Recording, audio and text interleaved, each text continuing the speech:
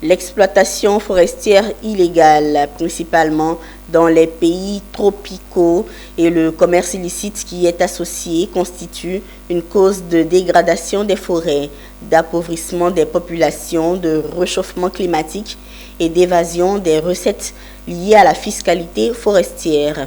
C'est dans ce contexte que l'accord de partenariat volontaire de lutte contre l'exploitation forestière illégale du bois et l'Union européenne se sont imprégnés des pratiques de la société Tranchivoire, pionnière de l'exploitation forestière, de la transformation et de la protection de l'environnement en Côte d'Ivoire. Suivons cet élément.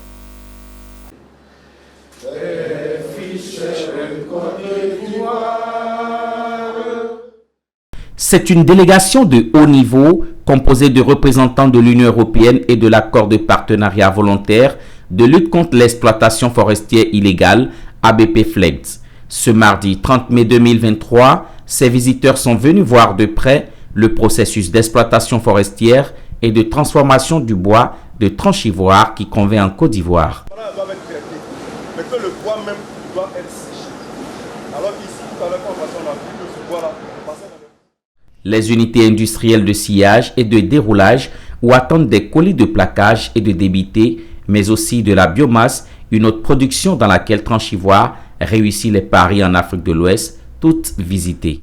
Tranchivoire est une société de transformation de bois qui a été déjà primée par l'État de Côte d'Ivoire pour ses efforts en matière de reconstruction du couvert forestier. Vous savez que la Côte d'Ivoire a une nouvelle politique forestière qui engage l'ensemble des acteurs à contribuer aux côtés des pouvoirs publics à la reconstruction du couvert forestier à travers le reboisement. Et Tranchivoire est un bon élève. Donc c'est pourquoi, avec la délégation de l'Union européenne, il était donc question que nous fassions un cas pratique d'une société qui exploite, qui transforme et qui exporte.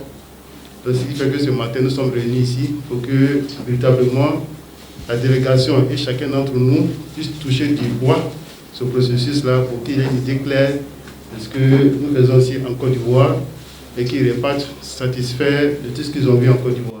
Située dans la commune d'Abidjan-Koumassi, la société Tranchivoire a été certifiée OLB par le bureau Veritas en 2013. Fleuron de l'exploitation forestière en Côte d'Ivoire, Tranchivoire a mis au cœur de ses actions le reboisement des parcelles exploitées. Un projet de sauvegarde de l'environnement qui a permis de reboiser plus de 4000 hectares entre 1995 et 2016. L'éleveur de vaches à lait ne va pas tuer la vache, sinon comment il va recevoir le lait? Et c'est nous, pareil, nous exploitons bien sûr la forêt, mais nous ne la tuons pas. Nous voulons que ça continue. C'est pour cela que depuis 2013, on est dans la légalité à 100%. Nous cherchons seulement du bois légal. Après avoir reboisé en 20 ans 4000 hectares, c'est-à-dire on a planté 1 200 000 arbres, depuis 2017, nous reboisons avec les planteurs de cacao, que c'est le volant de l'agriculture ivoirienne. Implanté en Côte d'Ivoire depuis 1986, Tranchivoire compte plus de 350 employés. L'entreprise ambitionne poursuivre ses activités, notamment le reboisement en plein, en mélange et en peuplement pur à travers des projets plus impactants.